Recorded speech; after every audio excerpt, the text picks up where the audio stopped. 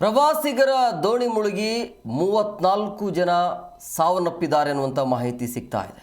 10 ಅಧಿಕ ಮಂದಿ ಸಮುದ್ರದಲ್ಲಿ ನಾಪತ್ತೆಯಾಗಿದ್ದಾರೆ ಅನ್ನೋದು. ವಿಯೆಟ್ನಾಂನ ಪ್ರಸಿದ್ಧ ಹಾಲೋಂಗ್ ಬೇನಲ್ಲಿ ನಡೆದಿರುವಂಥ ದುರಂತ ಇದು.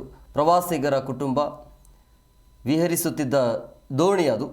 ಮೃತರಲ್ಲಿ 20ಕ್ಕೂ ಹೆಚ್ಚು ಅದರಲ್ಲಿ ಮಕ್ಕಳಿದ್ರು ಅಂತೇಳಿ. ಭಾರಿ ಗಾಳಿಗೆ ಈ ದೋಣಿ ಇದೆಯಲ್ಲ ಪಲ್ಟಿ ಆಗಿದೆ ಅನ್ನುವಂಥ ಮೇಲ್ನೋಟಕ್ಕೆ ಆ ರೀತಿಯ ಶಂಕೆ ವ್ಯಕ್ತವಾಗ್ತಾ ಇದೆ. ಪ್ರವಾಸಿಗರ ದೋಣಿ ಮುಳುಗಿ ಕನಿಷ್ಠ 34 ಜನ, ಇದುವರೆಗೂ ಕ್ಲಾರಿಟಿ ಇಲ್ಲ ಎಷ್ಟು ಜನ ಇದ್ದರು, ಆದರೆ ಅತಿ ಹೆಚ್ಚು ಆ ಒಂದು ದೋಣಿಯಲ್ಲಿ ಚಿಕ್ಕ ಮಕ್ಕಳಿದ್ರು ಅನ್ನೋದು. 10ಕ್ಕಿಂತ ಅಧಿಕ ಮಂದಿ ಸಮುದ್ರದಲ್ಲೇ ನಾಪತ್ತೆ ಆಗಿದ್ದಾರೆ ಅಂತ. ವಿಯೆಟ್ನಾಂನ ಪ್ರಸಿದ್ಧ ಹಾಲೋಂಗ್ ಬೇನಲ್ಲಿ ಈ ಒಂದು ದುರಂತ ಸಂಭವಿಸಿದೆ. ಪ್ರವಾಸಿಗರ ಕುಟುಂಬ ಅಂದರೆ ಪ್ರವಾಸಿಗರ ಕುಟುಂಬನೇ ಇರುತ್ತೆ. ನೋಡುವಂಥ ಸಂದರ್ಭದಲ್ಲಿ, ವಿಹರಿಸುತ್ತಿದ್ದ ಸಂದರ್ಭದಲ್ಲಿ ಇದ್ದಕ್ಕಿದ್ದಾಗೆ ಈ ರೀತಿಯ ಒಂದು ದುರಂತ ಸಂಭವಿಸಿದೆ.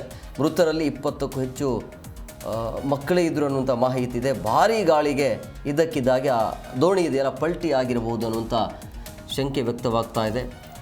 10 ಮಂದಿ ಸಮುದ್ರದಲ್ಲಿ ನಾಪತ್ತೆ ಆಗಿದ್ದಾರೆ ಅನ್ನೋದು